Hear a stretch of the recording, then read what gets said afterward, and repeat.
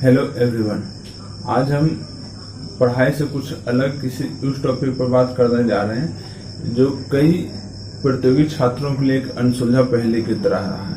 खास करके उन स्टूडेंट्स के लिए जो नॉन मैथ्स बैकग्राउंड से आते हैं कि हम मैथ्स किस प्रकार से पढ़ें कि अधिक से अधिक नंबर ला सकें या फिर 100% अटेम्प्ट क्वेश्चन कर सकें।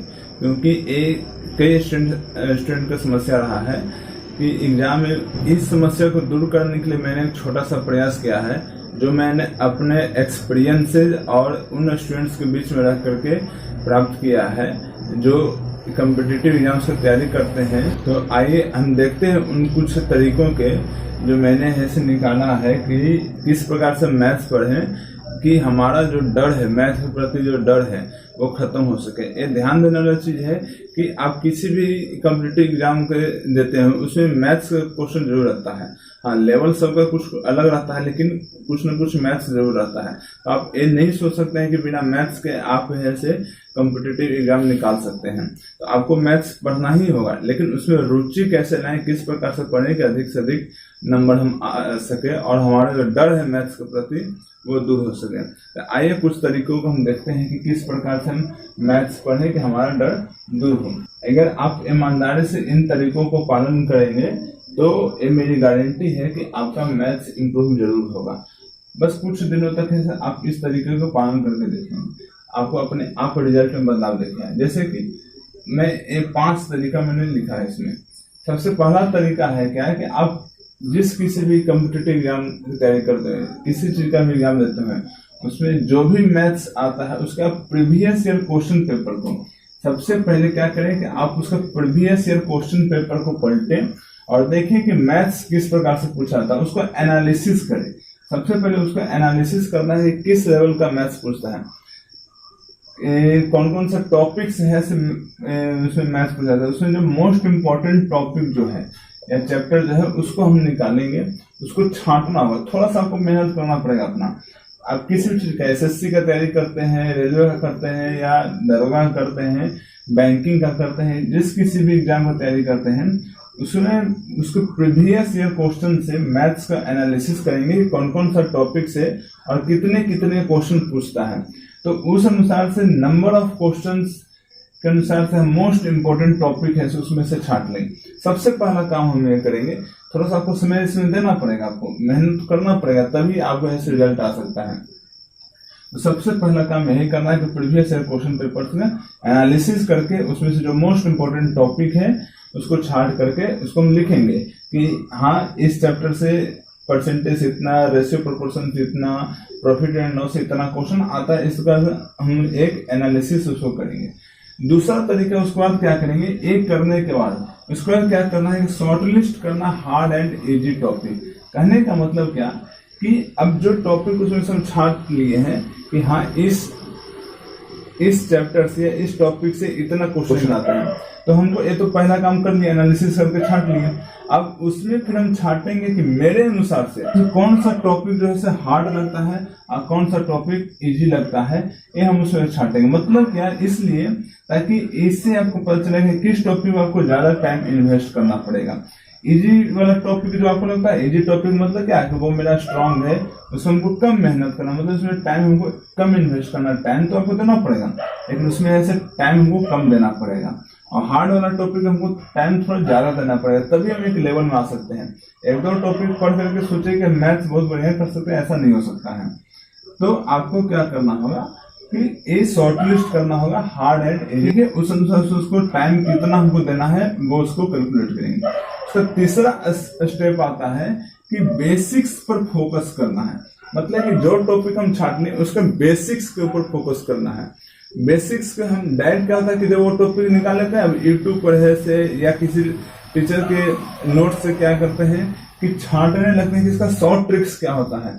शॉर्ट ट्रिक्स क्या होता है कि सोचते हैं कि हम आधा घंटा में पढ़ लिए, 4-5 क्वेश्चन बना लिए और टॉपिक मेरा खत्म हो जाए, वो चैप्टर क्लियर हो जाए। ऐसा संभव नहीं है, इसलिए don't run for short tricks. Short tricks के लिए मत दौड़िए, सबसे पहले आप उसका बेसिक्स को समझिए कि वो जो हम परसेंटेज पढ़ रहे हैं, परसेंटेज का बेसिक्स क्या है, कैसे परसेंटेज निकालते हैं, रेशियो प्रोपोर्शन का बेसिक्स क्या है। उसको बेसिक से हम ऐसे अपना लेवल बढ़ाएंगे और उसी में से ऐसे शॉर्ट ट्रिक कहेंगे या शॉर्ट तरीका कहेंगे, वो हम निकालेंगे कि कैसे उसको जल्द से जल्द क्वेश्चन को सॉल्व कर सकें। तो सबसे पहले आप अपना बेसिक्स मजबूत कीजिए, उसके बाद है उसको आपका तभी हो सकता है जब आपका बेसिक्स क्लियर रहेगा, आपको बेसिक्स का समझ रहेगा। तो एक तीसरा स्टेप हो गया कि बेसिक्स के ऊपर ध्यान देना है। मैं आगे बताऊंगा कि आप बेसिक्स के लिए कौन सा किताब का यूज कर सकते हैं, कैसे पढ़ सकते हैं। तीसरा स्टेप हो गया। चौथा स्टेप है कि प्रैक्टिस मोर एंड मोर, ठीक है, अधिक से अधिक क्वेश्चन का प्रैक्टिस करना है। ये तो आप किसी भी चीज के लिए रामबाण है, आप अधिक से अधिक क्वेश्चन का आपको प्रैक्टिस करना पड़ेगा। बिना प्रैक्टिस किए हुए आप सोचे कि मैथ्स मेरा इंप्रूव हो जाए, संभव नहीं है। आपको हर दिन कंसिस्टेंसी के साथ रेगुलर आपको ऐसे मैथ्स में प्रैक्टिस करना ही पड़ेगा। आप एक कहावत सुने होंगे, प्रैक्टिस मेक्स मैन परफेक्ट। अभ्यास ऐसे किसी भी व्यक्ति को ऐसे उसको परफेक्ट बनाता है। आप सोचिए कि हम 2-4 क्वेश्चन पढ़ लिए, बना लिए क्वेश्चन, बन गया क्वेश्चन, वो चैप्टर ऐसे कंप्लीट हो गया, नहीं, ऐसा नहीं होने वाला है। प्रैक्टिस मेक्स मैन परफेक्ट, आपको खूब रिगरस प्रैक्टिस करना पड़ेगा। साथ साथ में डेली प्रैक्टिस लेस और मोर करने का मतलब क्या है कि आपको हर दिन, चाहे कम करें या ज्यादा करें, लेकिन प्रैक्टिस आपको हर दिन करना पड़ेगा। जिस दिन मूड ज्यादा है उस दिन हम ज्यादा क्वेश्चन का प्रैक्टिस करेंगे, जिस दिन हाँ मूड नहीं हो रहा है, मन नहीं कर रहा मैथ्स बनाने का, तो भी हम उस दिन करेंगे, कम ही क्वेश्चन बनाएंगे, लेकिन बनाएंगे जरूर। एक चीज का ध्यान देना है, हो सकता है कि किसी दिन आपको मैथ्स पढ़ने का मूड नहीं हो, या मैथ्स बना रहे हैं तो क्वेश्चन नहीं बन रहा, तो क्या होता है कि मूड उतर जाता है, छोड़ देते हैं, मैथ्स नहीं बनाते हैं। तो उस दिन क्या करना ना कि जिस दिन मूड नहीं हो रहा है बनाने के लिए, उस दिन क्या करना है कि जो हमको सबसे इजी टॉपिक है, जो मेरा सबसे पसंदीदा टॉपिक है, उस टॉपिक का क्वेश्चन हम बनाएंगे। तो जब वो क्वेश्चन बनाएंगे, क्वेश्चन बनने लगता है तो क्या होता है कि उसमें रुचि आ जाता है बनाने में। तो वो जो क्वेश्चन बनाने में धीरे धीरे इंटरेस्ट जब आने लगे मैथ में, तो क्या करेंगे कि जिस दिन मूड हमको नहीं है मैथ बनाने का, उस दिन इजी टॉपिक वाला हम मैथ्स बनाएंगे, जो हमको आसान लगता है उसी को हम बनाएंगे। और उसके बाद अंतिम में क्या करेंगे, कुछ ऐसे हार्ड टॉपिक वाला जो है ऐसे वो चैप्टर बनाएंगे। इससे क्या होगा कि जहां पर आपको 0 रिजल्ट मिलने वाला था, मतलब कि आप कुछ नहीं पढ़ने वाले थे, वहां पर कुछ ना कुछ गेन करके जाइएगा।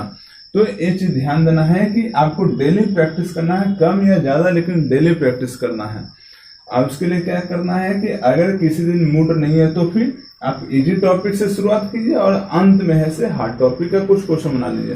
अंतिम जो है ऐसे सजेशन जो करने जा रहे हैं बुक्स का, एक चीज तो है, बुक्स, बिना बुक्स के आप सिर्फ सोचे कि यूट्यूब वीडियो देख करके मैथ्स मेरा ठीक हो जाए, संभव नहीं है। बुक्स तो आपको प्रैक्टिस करना ही पड़ेगा। अब ये है कि हम बुक्स कौन सा प्रैक्टिस करें। देखिए, इस पर मैं कोई खास सजेशन नहीं दूंगा। मार्केट्स में कई प्रकार के बुक्स अवेलेबल हैं जिसको कि आप बना सकते हैं। मैं किसी खास स्पेसिफिक बुक पर फोकस नहीं करूंगा। हाँ, मैं उस बुक को फोकस करूंगा जिसमें कि प्रीवियस ईयर क्वेश्चन हो। मतलब क्या है कि अगर जैसे कि कहना चाहिए कि अगर आपका बेसिक्स मजबूत है, मतलब मैथ्स बैकग्राउंड से है, तो आपके लिए प्रीवियस ईयर क्वेश्चन एनफ है। आप उस बुक को लीजिए जिसमें कि प्रीवियस ईयर क्वेश्चन है, आप उसी को है से बार बार उसको प्रैक्टिस करना है। बार बार प्रैक्टिस करने का मतलब प्रैक्टिस 2 और मोर टाइम, 2 या 2 से अधिक बार उसको प्रैक्टिस करेंगे। उसमें से कुछ क्वेश्चन होगा जो आपसे नहीं बनेगा, उसको एनालिसिस करना है, एनालिसिस करके उसको सॉर्ट करना है, मतलब कि उस क्वेश्चन को छांटना है। जब हम प्रैक्टिस करेंगे तो उसको एनालिसिस करेंगे, कौन सा क्वेश्चन नहीं बना, उसको छांटेंगे, देखेंगे क्यों नहीं बना, उसके बाद फिर से उसी टाइप का क्वेश्चन जो है उसका हम प्रैक्टिस करेंगे। मतलब क्या है, एनालाइज करना है, सॉर्ट करना है, फिर उसके बाद उसको प्रैक्टिस करना है। ये उनके लिए है जिनका बेसिक्स ठीक है, मतलब डायरेक्ट हम प्रीवियस ईयर क्वेश्चन पर हम जा सकते हैं जिनका बेसिक्स ठीक है। मार्केट में बहुत सारे टीचर्स का भी क्वेश्चन है, या बहुत सारे हम ऑनलाइन टेस्ट भी देते हैं, तो उसमें क्या होता है कि मैथ से वो अपना लेवल दिखाने के लिए बहुत हार्ड क्वेश्चन डाल देता है। जैसे स्टूडेंट क्या होता है, फ्रस्ट्रेशन आ जाता है कि हमसे मैथ्स नहीं बन रहा है। वहां पर फ्रस्ट्रेशन नहीं होना है, डरना नहीं है। वहां पर वो अपना लेवल हाई करने के लिए वो आपको कर देते हैं, टाइम टेकिंग क्वेश्चन डाल देंगे, कैलकुलेटिव डाल देंगे क्वेश्चन, और कहेंगे बहुत ऐसा हार्ड क्वेश्चन आ रहा है। इसलिए कहते हैं प्रीवियस ईयर क्वेश्चन जैसे इम्पोर्टेंट है, क्योंकि आप जिस एग्जाम को दे रहे हैं उससे उसका पता चलता है, प्रीवियस क्वेश्चन का पता चलता है कि आपको तैयारी किस लेवल पर जा रहा है और किस चीज का तैयारी करना है। क्योंकि इसका लेवल का तो कोई सीमा नहीं है ना, आपको बहुत हार्ड डाल सकता है, कैलकुलेशन बहुत ज्यादा बढ़ा सकता है। लेकिन क्या था कि एग्जाम में लिमिटेड रहता है। एग्जाम में देखते हैं कि जैसे मान लेते हैं, एग्जाम्पल लेते हैं कि मान लेते हैं थोड़ा देर के लिए कि हम 50 क्वेश्चन आए, तो 50 क्वेश्चन में देखेंगे कि 40 क्वेश्चन जो रहता है इजी रहता है, मतलब एक एवरेज स्टूडेंट अटेम्प्ट कर सकता है। 5 क्वेश्चन ऐसा रहता है कि जिसने थोड़ा बेसिक्स जिसका मौजूद है उसको अटेम्प्ट कर सकता है, मतलब 45 तक ऐसे जिसका बेसिक्स मौजूद है कर सकता है। और बाकी के जो 5 क्वेश्चन होते हैं वो थोड़ा सा डीपली सोचा, मतलब जिसने बेसिक्स जिसके एकदम स्ट्रांग है, जो डीपली स्टडी किया है वो कर सकता है पूरा। तो मतलब क्या है कि 45 क्वेश्चन ऐसा है कि आपको मोस्टली स्टूडेंट कर सकता है, अगर मान लेते हैं 50 क्वेश्चन है तो इसलिए है से हम उस अनुसार से देखें। अब होता क्या है कि एक प्रीवियस क्वेश्चन यही तरीका बताता है, मतलब अब बाकी आप ऐसे टेस्ट सीरीज देखिएगा या किसी टीचर का गाइड देखिएगा क्वेश्चन, तो उसमें क्या होता है कि मोस्टली ऐसे हार्ड क्वेश्चन डाला था, मतलब 50 क्वेश्चन में 45 क्वेश्चन हार्ड रहेगा, 5 क्वेश्चन इजी रहेगा, जो एग्जाम का पॉइंट ऑफ व्यू से इंपॉर्टेंट रहेगा। हम हार्ड क्वेश्चन बना के तिस्मार खान बन जाए, सोचे कि हो जाए, नहीं, ऐसा भी संभव नहीं है। आपको क्या पढ़ना ये मालूम होना चाहिए। जैसे मैं हमेशा कहता आया हूं कि हार्ड लेबर नहीं स्मार्ट लेबर बनी है। एक मजदूर जो है सिर्फ दिन भर है सिर्फ मेहनत करके भी 400-500 रुपया कमाता है, लेकिन एक स्मार्ट जो होता है, स्मार्ट लेबर जो होता है करने वाला, मतलब कि मेहनत वो भी करता है लेकिन स्मार्टनेस तरीका से करता है, वो कुछ घंटे में ही ऐसे हजारों लाखों रुपया कमा लेते हैं। तो दोनों में अंदर क्या है, मेहनत तो दोनों कर रहे हैं, लेकिन एक अपना स्मार्टनेस से कर रहा है, एक है सिर्फ मजदूरी की तरह। तो आप मजदूर के रूप में नहीं, भीड़ के रूप में नहीं, थोड़ा सा भीड़ से अलग स्मार्टनेस तरीका से अपनाना पड़ेगा। तब वो क्या हो सकता है कि प्रीवियस क्वेश्चन को एनालाइज कीजिए, उसमें आपको कौन सा क्वेश्चन नहीं बन रहा है, क्यों नहीं बन रहा है, उसको एनालाइज करना है, सॉर्ट करना है, उसके बाद फिर उसको प्रैक्टिस करना है। एक हो गया कि जिनका बेसिक्स मौजूद है उनके लिए। जिनका बेसिक्स नहीं मौजूद है वो क्या करेंगे, भाई सबसे पहला चीज है तो अपना बेसिक्स मौजूद करो। जब बेसिक्स मौजूद हो जाएगा तो इसको फॉलो करो। अब बेसिक्स कैसे मौजूद करेंगे, तो देखो क्यों है, पहले हमको कारण जानना पड़ेगा कि उनका बेसिक्स मौजूद क्यों नहीं है।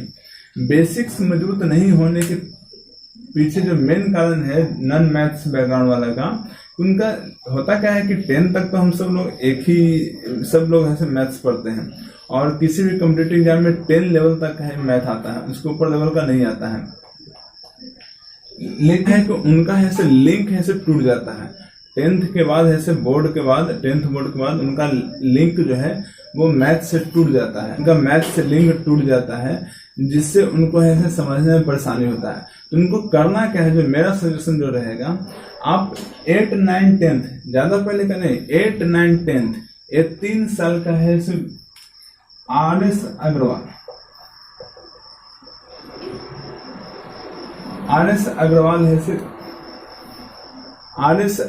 8, 9, 10th ये सिर्फ 3 साल का RS अग्रवाल बुक लीजिए और उसको 2 से 3 महीना में खत्म करिए। जितना जल्दी से जल्दी उसको खत्म करके बहुत सारा क्वेश्चन बनाना, उसका एग्जाम्पल बनाते जाइए। RS अग्रवाल के हर चैप्टर का एग्जाम्पल बनाते जाएंगे, उसका थ्योरी पढ़ते जाएंगे, ठीक है। तो RS अग्रवाल लीजिए, उसको ऐसे बेसिक अपना मजबूत करेंगे RS अग्रवाल बुक से, और जब बेसिक आपका मजबूत हो जाए तो फिर ऐसे प्रीवियस ईयर क्वेश्चन पर किरण कर ले सकते हैं या राकेश यादव पब्लिकेशंस कर ले सकते हैं, आप जिसका आपका इच्छा है, मर्जी है। या फिर ऑनलाइन में भी ऐसे गूगल पर ऐसे मिल जाता है, आप कहीं से भी जाकर कहीं से प्रीवियस ईयर क्वेश्चन लीजिए, वहां से उसको प्रैक्टिस कीजिए। तो अगर आप ये 5 तरीका जो मैंने बताया है उसको ईमानदारी से अगर फॉलो करेंगे तो आपका ऐसे गारंटीड है कि मैथ्स आपका कुछ दिन में इम्प्रूव हो जाए, कुछ दिन नहीं कुछ महीनों में आपका इम्प्रूव हो जाए। हाँ, थोड़ा सा आपको समय लगेगा, मेहनत करना पड़ेगा। साथ साथ में आपको मैथ्स के साथ और क्या करना पड़ेगा इसके लिए अलग से, कि इसके अलावा आपको और क्या करना पड़ेगा कि पर डे, हर दिन 15 मिनट कम से कम कैलकुलेशन पर, ज्यादा नहीं 10 से 15 मिनट कैलकुलेशन पर आपको फोकस करना पड़ेगा। 10 से 15 मिनट कैलकुलेशन बनाना प्रैक्टिस करना पड़ेगा। 2 क्लास मैंने भी मैथ्स में कैलकुलेशन का डाला है, जिसमें क्यूब निकालने के लिए स्क्वायर, एक क्लास में मल्टीप्लाई या कहीं के स्क्वायर निकालने का एक तरीका बताया, दूसरे क्लास में मैंने क्यूब निकालने का बताया। तो उस तरीका से आप ऐसे निकाल कर बहुत सारे क्वेश्चन प्रैक्टिस करें और इस तरह का प्रैक्टिस कर लें कि क्वेश्चन देखें उसको सॉल्व तुरंत कर दें, जोड़ने में मेंटली हो जाए, गुना करना मेंटली हो जाए। तो ये तभी हो सकता है जब पर डे है 15 मिनट के लिए कैलकुलेशन का प्रैक्टिस करेंगे। तो अपने अनुभव से मैंने खुद ऐसे इस तरीका को ऐसे फॉलो किया और फॉलो करके ऐसे मैथ्स में अच्छे नंबर लाए। अगला किसी दिन मैं बताऊंगा कि मेरे मैथ्स में कितने स्कोर थे और मैंने किस तरीका से फॉलो किया था। जैसे मैंने एसएससी में जो नंबर लाया था, एसएससी सीजन 2019 और 2018 में, मैंने कैसे फॉलो किया था और हर चैप्टर वाइज टॉपिक वाइज मैंने छांटा था, वो मैं अगला क्लास में बताऊंगा कि एसएससी का हर टॉपिक वाइज चैप्टर वाइज जैसे क्वेश्चन कितना पूछता है, वो मैं अगला किसी दिन बताने की कोशिश करूंगा और उस दिन मैं डिटेल से है उस दिन और फिर बताऊंगा। आप आज से इसको फॉलो करना शुरू कर देंगे और कुछ महीनों के बाद ऐसे रिजल्ट आपके सामने होगा। ठीक है।